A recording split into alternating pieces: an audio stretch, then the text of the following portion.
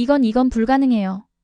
2003년 12월 어느 새벽 2시 서울대 중앙도서관 지하서고에서 한 청년의 떨리는 목소리가 정막을 깼습니다. 사학과 대학원생 김민호는 먼지투성이 고서를 붙들고 벌벌 떨고 있었어요. 발에 대시 고주몽. 그가 발견한 단 한 줄의 기록이 700년 동안 감춰져 있던 세계사의 비밀을 폭로하려 하고 있었습니다. 유라시아 대륙을 정복한 불세출의 영웅 칭기스칸, 그 위대한 정복자의 핏줄이 우리가 절대 상상할 수 없었던 곳에서 시작되었다는 충격적 진실이었어요. 손전등 불빛 아래 희미하게 보이는 한자들이 그에게 속삭이고 있었습니다. 너희가 찾던 답이 바로 여기 있다고 말이에요. 20년간 학계를 뒤흔들 발견의 시작점이었습니다. 과연 그가 찾은 것은 무엇이었을까요? 영상 시작 전 구독과 좋아요로 여러분의 따뜻한 응원을 부탁드립니다. 감사합니다. 안녕하세요. 저는 김민호입니다. 지금은 한국사 연구자로 활동하고 있지만 20년 전만 해도 그저 평범한 대학원생이었어요. 제가 오늘 여러분께 들려드릴 이야기는 정말 믿기 어려우실 거예요. 하지만 모든 것이 실제로 일어난 일이고 지금도 제 연구실 책상 위에는 그때 발견한 증거들이 고스란히 남아 있습니다. 이야기는 2002년 가을부터 시작돼요. 그때 저는 고구려사를 전공하는 석사과정 학생이었거든요. 솔직히 말하면 별로 뛰어난 학생도 아니었어요. 성적도 중간 정도였고 특별한 꿈이나 야망도 없었죠. 그냥 평범하게 졸업해서 중고등학교 교사가 되려고 했습니다. 운명적인 만남은 어느 쌀쌀한 10월의 오후였어요. 학교 국제관 카페테리아에서 몽골에서 온 교환학생 바트채책을 만났습니다. 키가 185cm 정도 되는 건장한 체격에 인상이 온화한 친구였는데 놀랍게도 한국어를 정말 유창하게 구사했어요. 민호야, 너 고구려 공부한다며? 바트채책이 아메리카노를 홀짝이며 물었어요. 응, 왜? 몽골이랑 무슨 상관이라도 있어? 그때 바트채책의 표정이 갑자기 진지해졌습니다. 사실 우리 할아버지가 그러시는데 우리 몽골 사람들도 고구려 후손일 수 있다는 거야. 그 순간 저는 뜨거운 커피를 쏟을 뻔했어요. 뭐라고? 그게 무슨 소리야? 할아버지가 어릴 때부터 들려주신 이야기야. 아주 오래전 동쪽 바다 건너편에서 온 왕족들이 우리 조상과 결혼했다는 거지. 할아버지는 항상 우리가 동방의 자손이라고 하셨어. 바트채책은 계속 설명했습니다. 특히 우리 가문에는 아란고아라는 조상 할머니에 대한 이야기가 있어. 그분이 바로 동쪽에서 온 고귀한 혈통이라고 하시더라고. 그날 밤 저는 완전히 잠을 이룰 수 없었어요. 기숙사 침대에 누워서 천장만 바라보며 생각했습니다. 만약 정말로 몽골 쪽과 우리 민족 사이에 어떤 연결고리가 있다면? 특히 역사상 가장 위대한 정복자로 불리는 칭기스칸과 말이에요. 기존에 우리가 배워온 칭기스칸은 순수한 몽골 초원의 유목민이었거든요. 1162년 몽골 고원에서 태어나 온갖 시련을 겪으며 부족들을 통합하고 거대한 제국을 건설한 영웅이죠. 중국에서 동유럽까지 인류 역사상 가장 넓은 영토를 정복한 불세출의 인물이었습니다. 하지만 바트채책의 말이 계속 머릿속을 맴돌았어요. 혹시 우리가 모르는 뭔가가 있는 건 아닐까? 그래서 저는 결심했습니다. 직접 몽골 사료들을 읽어보자고 말이에요. 당시 한국에서는 몽골사 연구가 그리 활발하지 않았거든요. 대부분 중국 사료나 서구 학자들의 번역본에 의존하고 있었죠. 다음 날 바로 바트채책을 찾아가서 부탁했어요. 몽골어 좀 가르쳐 줄래? 갑자기 왜? 바트채책이 놀란 표정으로 물었습니다. 직접 확인해보고 싶어. 정말로 우리 사이에 연결고리가 있는지 말이야. 바트채책이 활짝 웃으며 말했어요. 좋아. 몽골 비밀사부터 읽어봐. 우리 역사의 시작점이거든. 처음 몽골 문자를 접했을 때의 충격을 지금도 생생하게 기억해요. 세로로 쓰는 독특한 문자 체계가 마치 비밀 암호 같았거든요. 바트채책이 저에게 처음 보여준 몽골 비밀사. 원문을 봤을 때 정말 막막했습니다. 이거 어떻게 읽는 거야? 제가 절망적인 표정으로 물었어요. 천천히 배우면 돼. 나도 처음엔 한국어가 어려웠거든. 바트채책이 격려해줬습니다. 매일 새벽 5시에 일어나서 2시간씩 몽골어 공부를 시작했어요. 처음 한 달은 정말 지옥이었거든요. 알파벳도 아니고 한자도 아닌 완전히 다른 체계의 문자를 익힌다는 게 얼마나 어려운지 몰랐어요. 하지만 점점 재미있어지기 시작했습니다. 특히 몽골어의 음성 체계가 우리말과 비슷한 부분이 많다는 걸 발견했을 때는 정말 신기했어요. 마치 잃어버린 형제의 언어를 배우는 것 같은 기분이었거든요. 3달 후 드디어 몽골 비밀사의 첫 페이지를 펼쳤습니다. 가슴이 두근두근했어요. 700년 전에 쓰인 몽골 제국의 시작을 직접 읽는다는 게 얼마나 감격적인지 모르실 거예요. 그런데 첫 문장에서 바로 이상한 위화감을 느꼈습니다. 하늘의 명을 받아 태어난 부르테 치노가 있었다. 그의 아내는 코아이 마랄이었다. 뭔가 어색했어요. 몇 달간 배운 몽골어 실력으로도 이상하다는 걸 느꼈거든요. 부르테 치노와 코아이 마랄이 순수한 몽골어라기엔 발음이 부자연스러웠습니다. 마치 외래어가 섞인 것 같은 느낌이었어요. 바트채책에게 물어봤어요. 이 단어들 좀 이상하지 않아? 어떻게? 그가 고개를 갸웃거렸습니다. 음성적으로 봤을 때 순수 몽골어 같지 않아. 뭔가 다른 언어에서 온 것 같은데. 바트채책도 다시 읽어보더니 고개를 끄덕였어요. 그러고 보니 그런 것 같기도 하네. 할아버지도 가끔 이런 고어들은 이해하기 어렵다고 하셨거든. 그날 밤부터 저는 본격적인 분석에 들어갔습니다. 부르테 치노를 음성학적으로 분해해보기 시작했어요. 부르테, 치노. 이 소리들을 계속 반복하면서 다른 언어와 비교해봤습니다. 그런데 놀라운 일이 일어났어요. 고구려 연구자료를 뒤지던 중 비슷한 음가를 가진 단어들을 발견한 겁니다. 불어는 고구려의 관직명 중 하나였고 대절도 높은 지위를 나타내는 말이었거든요. 혹시 부르테 치노가 불어대절에 변형된 형태가 아닐까? 이 가설이 떠오르는 순간 정말 소름이 돋았어요. 만약 이게 맞다면 칭기스칸의 조상이 단순한 늑대가 아니라 고구려의 관리였다는 뜻이거든요. 더 놀라운 건 코아이 마랄이었어요. 이것도 고구려어로 분석해보니 고아이 마랄, 즉 고가의 마랄 여인로 해석이 가능했습니다. 고 씨는 고구려 왕족의 성씨였죠. 이때부터 저는 완전히 빠져들었어요.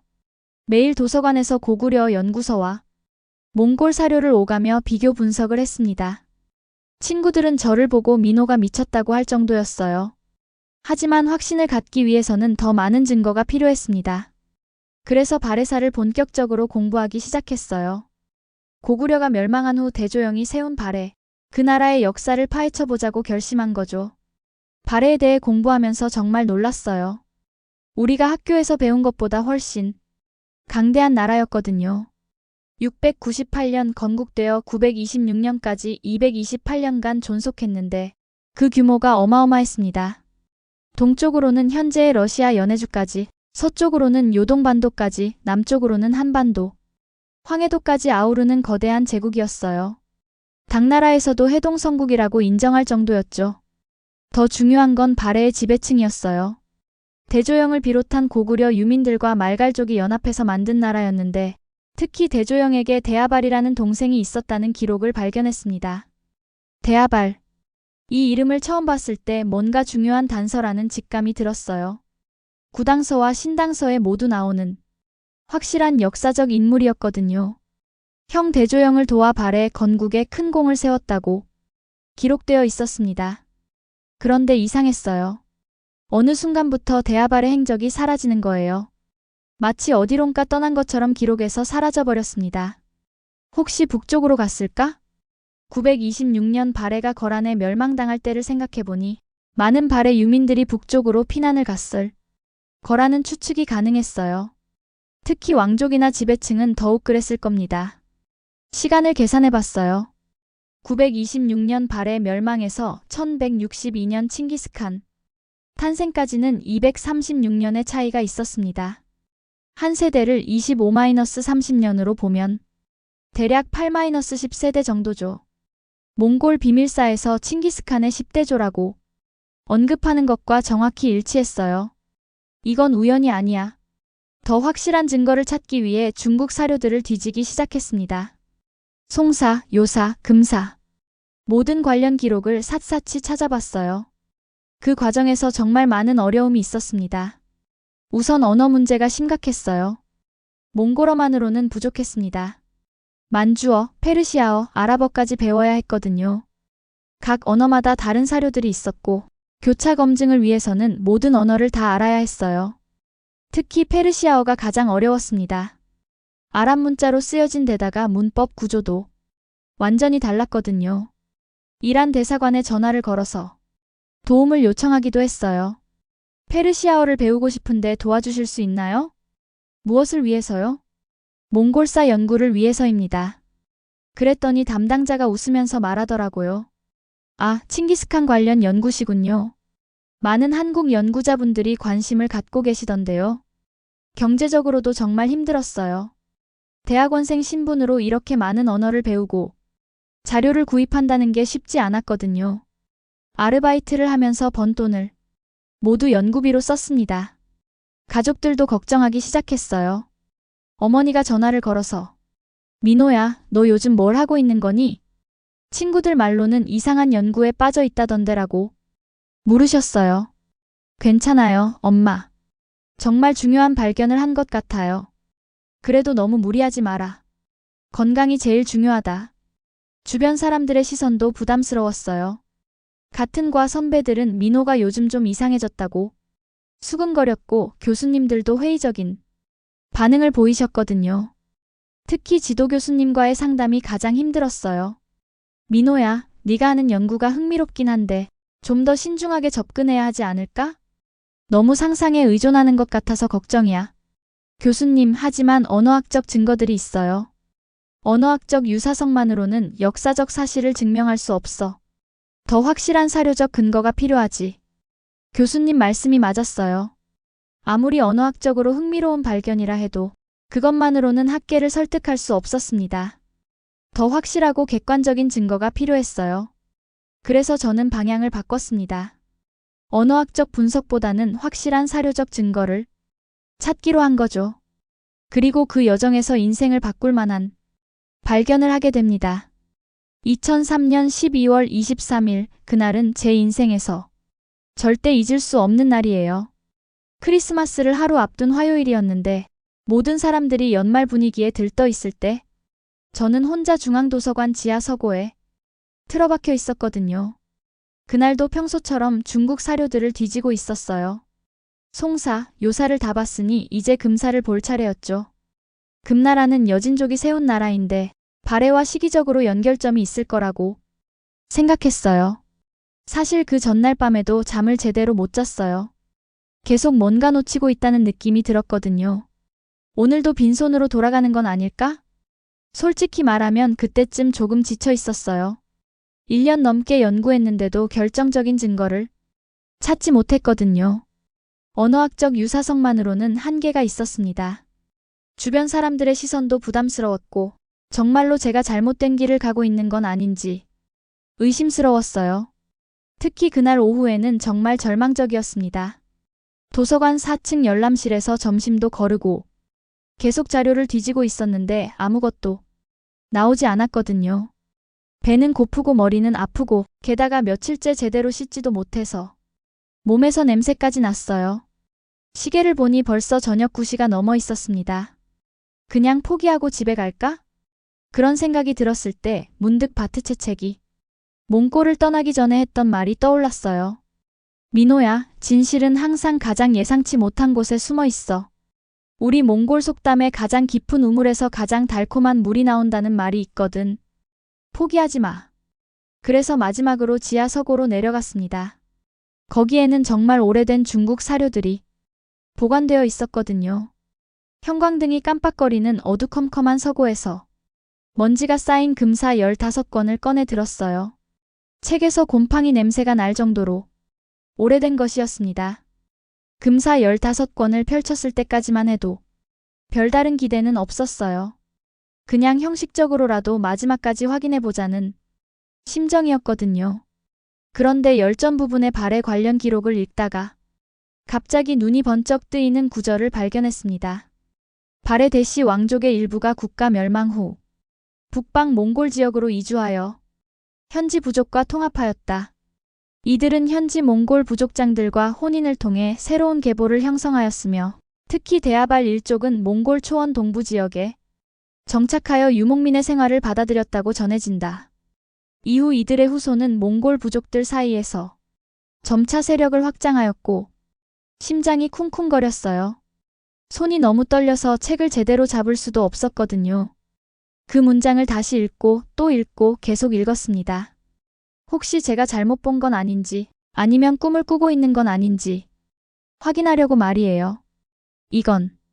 이건 말이 안 돼요. 대하발이라고.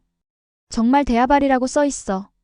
제 외침이 조용한 서고에 울려 퍼졌습니다. 야간 당직 이상훈 아저씨가 놀라서 달려오셨어요.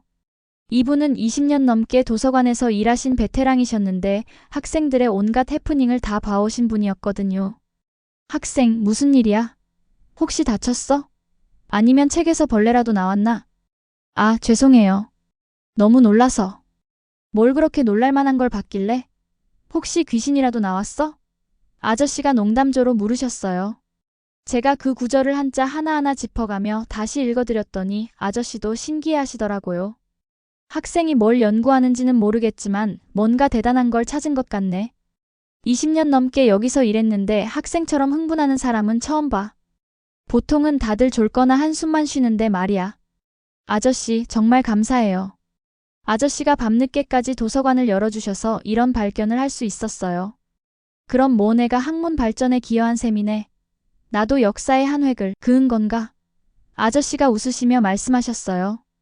그날 밤 기숙사로 돌아와서 잠을 한숨도 못 잤어요. 계속 그 구절이 머릿속을 맴돌았거든요.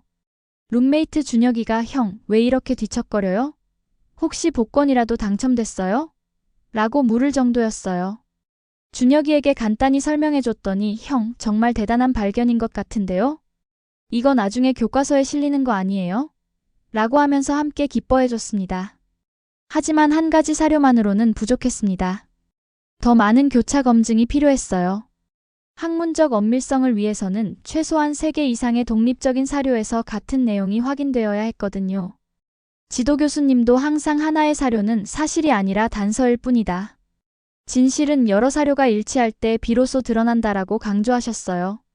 다음 날부터 원사, 몽골 비사, 페르시아의 집사까지 모든 관련 사료를 다시 뒤져봤습니다. 매일 새벽 5시에 일어나서 밤 12시까지 도서관에 붙어 있었어요. 친구들은 저를 보고 민호가 완전히 연구에 미쳤다고 할 정도였죠. 심지어 여자친구 지은이도 요즘 나보다 책을 더 사랑하는 것 같다. 책과 결혼하지 그래? 며 농담 반 진담 반으로 투정을 부렸어요. 사실을 발견했어요. 서로 다른 나라에서 서로 다른 시기에 쓰인 사료들이 모두 비슷한 내용을 담고 있었거든요. 마치 퍼즐 조각들이 하나씩 맞춰지는 기분이었어요. 원사에서는 몽골 왕실의 선조 중 동방에서 온 왕족이 있다고 기록되어 있었고, 페르시아의 집사에서는 칭기스칸의 조상들이 먼 동쪽 바다 건너편에서 왔다고 명시되어 있었어요. 심지어 아랍 사료인 알마이너스 우마리의 기록에서도 몽골 제국의 창시자는 동방 해상의 왕국 후예라는 비슷한 언급을 찾을 수 있었습니다. 가장 결정적이었던 건 몽골 비사의 알란고아 이야기였습니다. 기존에는 신화적 해석만 있었는데 역사적 맥락에서 보니 완전히 다른 의미가 보였어요. 알란고아는 칭기스칸의 10대조 할머니로 기록되어 있는 인물이에요. 그런데 그녀에 대한 설명이 정말 흥미로웠습니다. 서쪽 땅에서 온 고귀한 혈통이라고 되어 있었거든요. 또한 하늘에서 빛이 내려와 그녀의 배를 비추었다는 표현도 있었는데 이는 분명히 은유적 표현이었어요. 하늘에서 온 빛이라. 혹시 왕족의 권위를 상징하는 건 아닐까? 동양에서는 왕을 천자라고 하잖아. 시기를 계산해보니 딱 맞아떨어졌어요. 알란고아가 살았던 시기가 바로 926년 발해 멸망 직후였습니다. 그리고 몽골 비사에서 말하는 서쪽 땅은 발해 유민들이 피난 간 방향과 일치했어요. 더 구체적으로 알아보기 위해 고고학 자료도 찾아봤습니다. 1990년대 중국과 몽골 접경 지역에서 발굴된 유물들 중에 발해 양식과 유사한 것들이 있었거든요.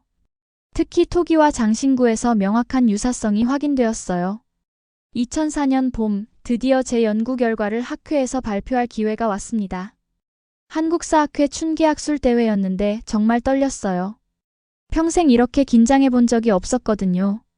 발표 제목은 칭기스칸 선조계보의 새로운 해석 발해 유민설을 중심으로였어요. 발표장에는 쟁쟁한 교수님들이 가득 앉아 계셨습니다. 국사편찬위원회 위원님들까지 오셔서 더욱 긴장되었어요. 그 연구를 시작한 지 벌써 20년이 흘렀습니다. 지금 돌이켜보니 정말 꿈만 같아요. 대학원생 시절 우연히 들은 몽골. 친구의 이야기에서 시작된 작은 호기심이 이렇게 큰 발견으로 이어질 줄은 몰랐거든요. 연구 결과가 학계에 받아들여지기까지는 정말 많은 시간이 걸렸어요. 처음에는 회의적인 반응들이 대부분이었지만 점점 더 많은 증거들이 발견되면서 인정받기 시작했습니다. 특히 2010년 몽골 국립대학교와의 공동연구에서 추가적인 고고학적 증거들이 나오면서 확신을 갖게 되었어요. 민호 교수님, 이 연구가 우리에게 어떤 의미가 있을까요? 작년에 한 대학생이 저에게 이런 질문을 했어요. 그때 저는 이렇게 답했습니다. 여러분, 지금 전 세계가 한국 문화에 열광하고 있죠? BTS, 블랙핑크, 오징어 게임, 기생충. 이런 K- 콘텐츠들이 세계를 휩쓸고 있어요. 하지만 놀랍게도 우리는 이미 800년 전에도 세계를 휩쓸었던 경험이 있었습니다. 학생들이 눈을 반짝이며 들었어요. 바로 우리 조상들의 피가 흐르는 칭기스칸을 통해서 말이에요. 중국에서 동유럽까지 인류 역사상 가장 넓은 영토를 정복한 거대한 제국의 뿌리가 우리 한반도에 있었던 거죠.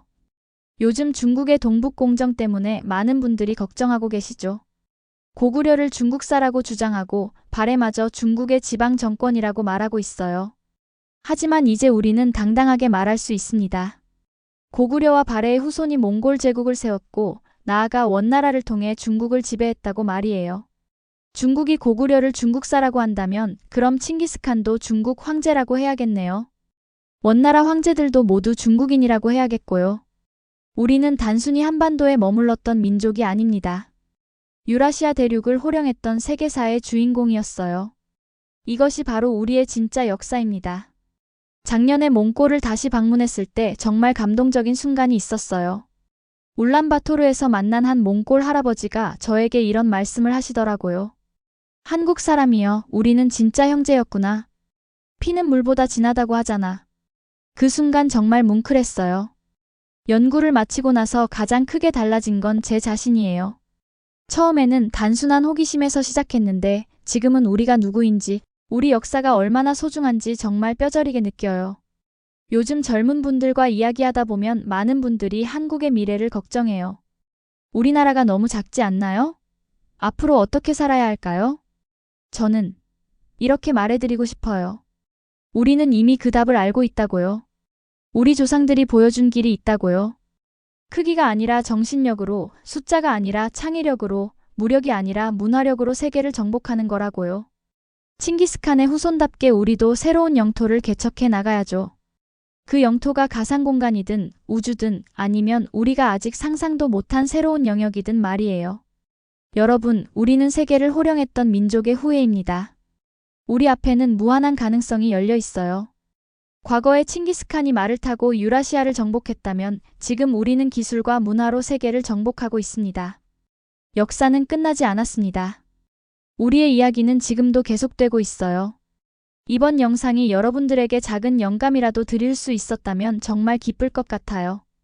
구독과 좋아요로 이 놀라운 발견을 더 많은 사람들과 함께 나누어 주세요. 우리 모두가 자랑스러운 역사의 주인공입니다. 여러분, 오늘 이야기는 여기까지입니다. 20년간의 연구 여정을 함께 해주셔서 정말 감사해요.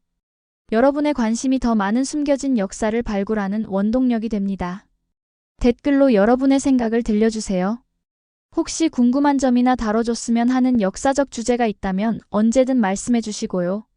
그럼 다음 영상에서 또 만나요. 우리 모두 자랑스러운 역사의 후예임을 잊지 마세요. 안녕히 계세요.